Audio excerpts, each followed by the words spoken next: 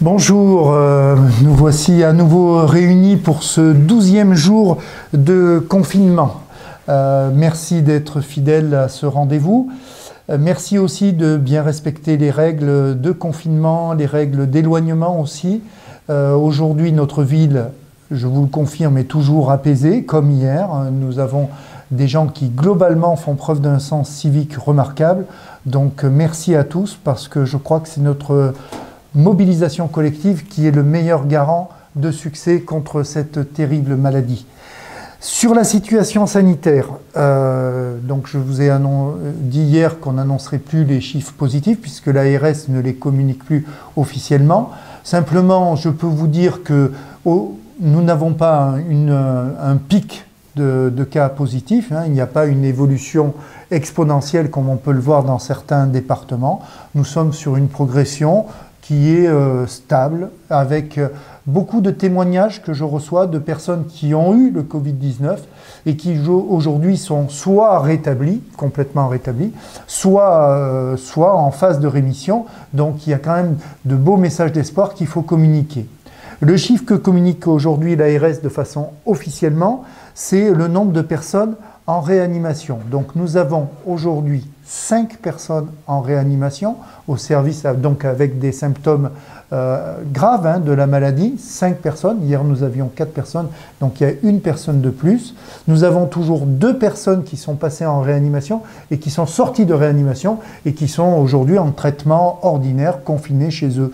Donc vous voyez, on a 0 décès aussi, je veux le souligner. Donc nous sommes sur notre territoire dans une situation plutôt sereine, et je vous rappelle que nous avons une disponibilité de 45 lits, que ce soit sur Saint-Flour, sur le CMC ou sur l'hôpital d'Aurillac. Donc aujourd'hui nous avons une capacité suffisante pour faire face à la crise et nous n'avons pas une explosion localement de situations dangereuses. Nous devons rester prudents, nous devons continuer à appliquer les règles de confinement, les règles d'éloignement, parce que même si nous sommes dans une situation bien contrôlée, peut-être demain j'annoncerai des situations plus compliquées. Je voulais aussi préciser sur les EHPAD, parce que beaucoup de personnes ont des parents en EHPAD, des amis en EHPAD, donc c'est vrai que la situation de confinement et de fermeture des EHPAD est parfois mal vécue. J'écoutais aussi les informations nationales ce matin, donc je peux faire un point au niveau local. Je redis ce que j'ai dit hier et c'est toujours vrai, nous n'avons pas de cas positifs dans les EHPAD de résidents. Donc pas de cas positifs de résidents dans les EHPAD, c'est pour rassurer les familles. C'est-à-dire que nous n'avons pas dans un EHPAD un foyer comme on peut l'entendre dans d'autres départements où nous avons des EHPAD avec des situations tendues. Donc je vous confirme que nous avons 0 cas de résidents positifs. Nous appliquons les règles de confinement, donc dans la plupart des maisons de retraite aujourd'hui et dans la plupart des EHPAD, ces règles de confinement sont appliquées en tout cas sur la ville d'Aurillac pour la plupart des maisons de retraite. Ça veut dire que les résidents restent en chambre, ils n'ont un contact qu'avec le personnel de l'EHPAD, donc qui lui-même est équipé avec des masques et des blouses. Donc vous voyez, on met les règles de sécurité de façon optimale dans nos EHPAD pour éviter des situations tragiques qu'on peut entendre sur la presse nationale. Donc encore une fois, un travail qui est fait avec professionnalisme par les directions de nos EHPAD. Bien sûr qu'il faut rester en contact avec les personnes, parce que les résidents sont isolés, donc n'hésitez pas à les appeler, à leur envoyer peut-être un courrier, à leur parler, enfin par les moyens de communication, que ce soit les tablettes, etc., qui sont mis à disposition par les directions d'EHPAD.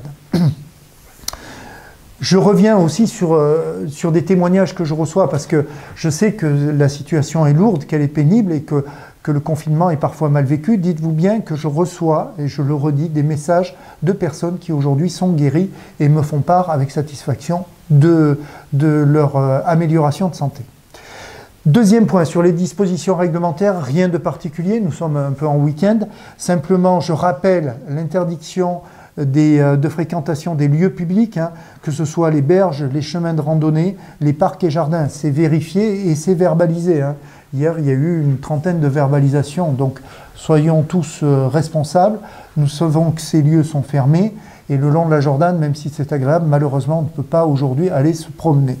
Sur la vie sociale, je voulais vous dire que les associations refonctionnent à plein, je l'ai déjà dit, mais qu'elles vont bientôt manquer de bénévoles. Donc les personnes qui veulent se porter bénévoles, qu'elles n'hésitent pas à s'inscrire sur la réserve civique. Il y a des présidents qui m'ont informé qu'ils allaient aller prendre dans les personnes disponibles des réserves civiques et appeler un certain nombre de bénévoles pour faire du travail, je pense au Resto du Cœur ou au Secours Populaire. Bref, il y aura besoin de bénévoles parce que nous avons besoin de bras pour soutenir les personnes en situation de fragilité.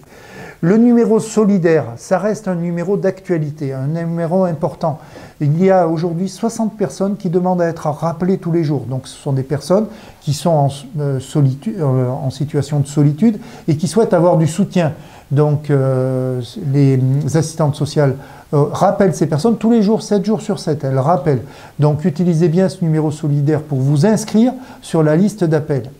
Deuxièmement, sur ce numéro solidaire, vous avez aussi un soutien du lundi au vendredi pour les personnes qui ne seraient pas inscrites dans la liste mais qui souhaitent discuter. Donc du lundi au vendredi, là aussi, c'est un numéro qui peut être utilisé puisque les assistantes sociales répondent aux interrogations.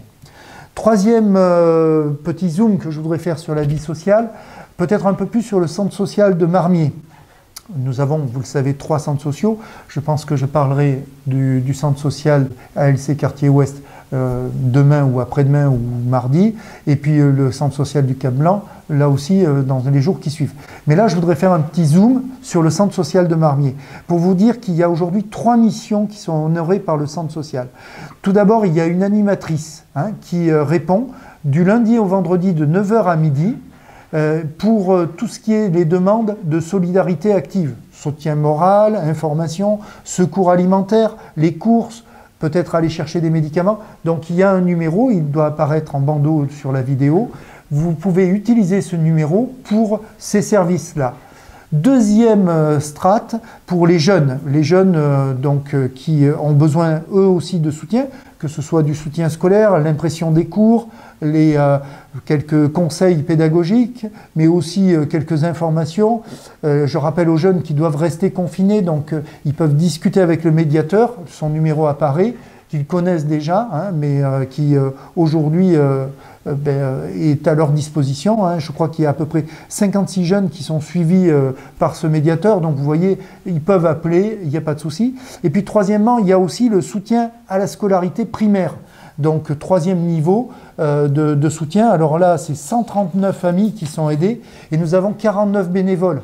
Donc je remercie très sincèrement tous ces bénévoles parce qu'ils sont inscrits tout au long de l'année, mais aujourd'hui, ils jouent encore plus leur rôle de soutien scolaire par téléphone. Pour les publics très fragiles, ils peuvent imprimer les cours, ils peuvent donner des informations qui aujourd'hui ne sont pas disponibles parce que les personnes n'ont pas d'imprimante ou n'ont pas d'ordinateur. Donc ne pas hésiter à les appeler et à appeler surtout l'animatrice. Son numéro apparaît sur cette vidéo. Enfin, peut-être le dernier point, vous dire que nous devons rester des voisins solidaires, des voisins vigilants. Une très belle expérience qui m'a été relatée, vous voyez, j'ai plein de témoignages parfois très sympathiques de soutien de personnes qui prennent des initiatives. Donc, dans des immeubles, nous avons des aînés qui n'ont pas Internet, qui ne lisent pas la presse. Eh bien, certains, gentiment, accrochent le point de presse des journaux, que ce soit La Montagne, l'Union, la Voix du Cantal, accroche dans la cage d'escalier chaque jour un compte-rendu du point de presse. C'est une façon d'associer les personnes qui n'ont pas Internet, qui sont seules, d'avoir ce message d'espoir et de soutien, de solidarité active. Parce que je crois, je vous le dis chaque fois, mais qu'aujourd'hui, c'est notre capacité à faire société, à faire fraternité, à faire humanité, qui est le meilleur rempart contre ce terrible virus, contre cette maladie. Nous avons des messages d'optimisme qui arrivent. On voit que que des choses sont mises en place. On voit que, bien que les voisins sont des voisins, qu'il y a de vrais témoignages d'amitié qui se réalisent. Il faut continuer, il faut poursuivre ce travail.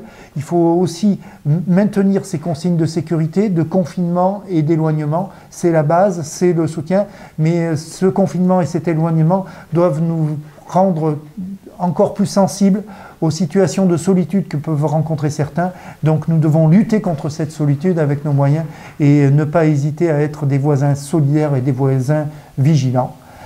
Merci à vous tous. On continue le combat contre cette terrible maladie. À demain et puis passez un bon samedi.